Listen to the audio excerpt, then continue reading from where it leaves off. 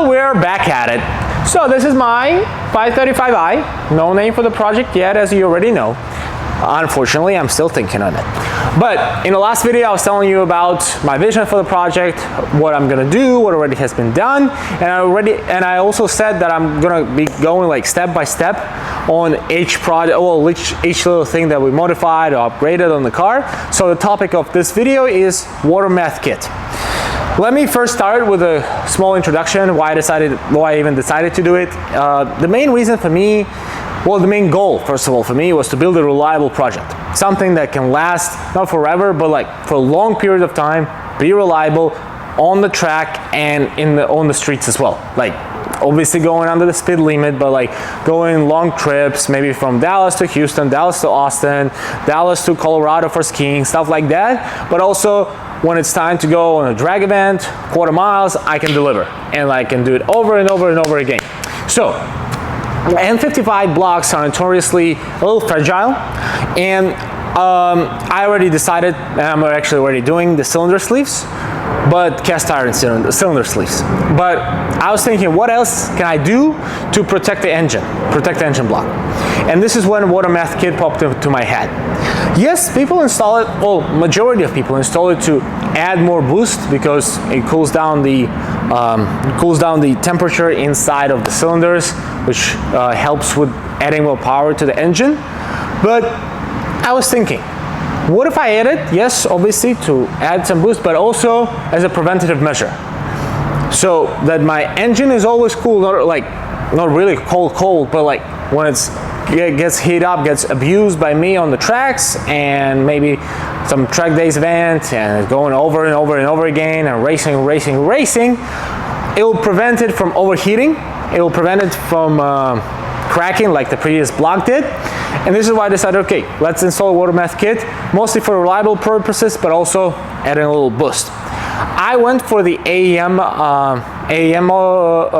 brand. There were a couple of versions there on the market. There's, a couple of brands, Snow Performance, a couple others I'm blinking on, but basically at the end of the day, I was comparing Snow Performance and AEM. Not a lot of reasoning behind it why I chose those two brands, just because people I was watching, people I was kind of learning from, and people I was talking to, they mentioned those two brands a lot, so I decided, okay, those are good brands, trustable, I'll go with those.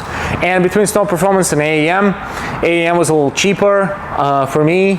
I didn't see a reason to go a little bit overboard in terms of spending a little more money on the Snow Performance version. Maybe it's better, maybe I can do some stuff a little better than AEM, but I did not see a reason why. Maybe we'll see in the future, but for now, this is what I'm sticking with.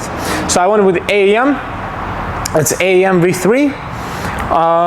The kit the picture is going to be right here of the kit that I got, and let's go to the installation.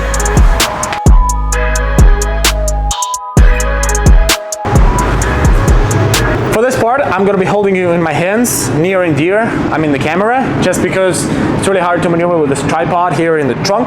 So let me show you a little bit of how this kit was installed, and don't judge. There's going to be some messy wiring here.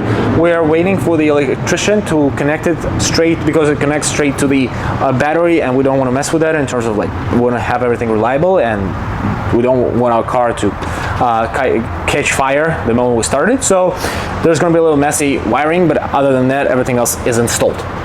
So let me see what I'm actually showing you guys. So right here, this whole system, this whole bunch of wires is from the water meth kit.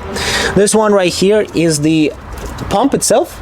So it gets methanol from this tank right here. It's 1.5 gallons.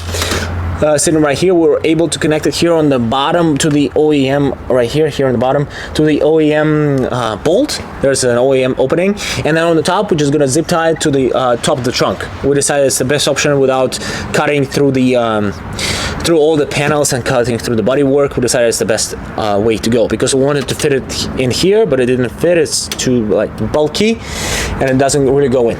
So from there, there's gonna be the way basically the system works, we put methanol into that tank. From there, there's going to be panel, cover panel over here on the trunk floor.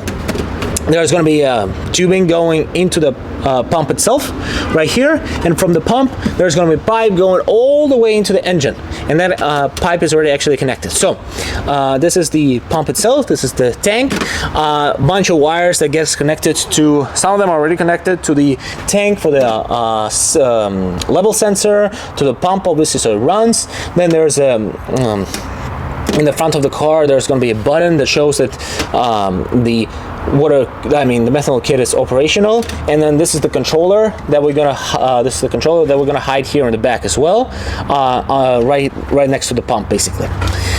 So from the controller there's actually one, I don't know if you can see it, good, but this one right here, there's a I can't really show you. Right here, you can see it perfectly.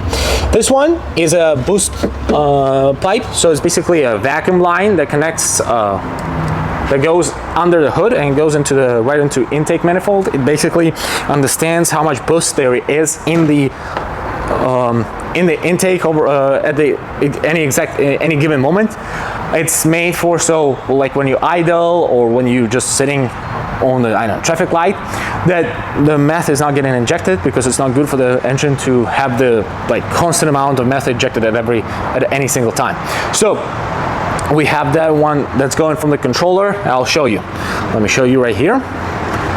So basically, like when the actuator, when the sensor realizes that there's boost already, then only it squirts methanol into the engine.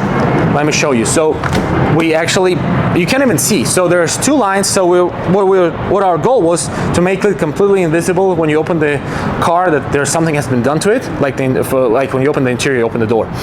And so that's why we tried to hide everything, even the controller, in the trunk. We'll see if it's such a good idea that maybe sometimes I need to adjust it, but I don't think I will have to. So that's why it's going to be sitting in the trunk for now. And all the wiring are there in the back. And here there's only going to be two pipes, well, two small tubes, one with the methanol itself, one to understand the boost, so one just vacuum line, air line basically. And we were able to hide it. Let me show it to you. We're able to hide it under this how you call it, I don't know how to call it, but basically under this thing. The name of the thing is going to be right here. So we're able to hide it under this one, and the same thing here in the back, under that one as well, right here on the bottom. So you can't really see anything. But if you go under the hood, and I'll show you, we have two of those pipes. This one being for I think this one is air, this one right here, and this one being the actual methanol. So it's already basically been fully done. We're just waiting for the electrician to come and connect it to the battery, and then obviously somewhere in the engine to place it in. The place in the engine that is going to actually go in is in the charge pipe. There's going to be an opening, and I checked that with the manufacturer that there is an opening indeed for an injector. It also goes with this kit. You just thread it in, and it says there, and that's all is needed for the methanol kit to be installed. So that is it. If I didn't mention something or you have any questions, because we already did it ourselves, feel free to drop a comment and I will answer all of them and explain and help.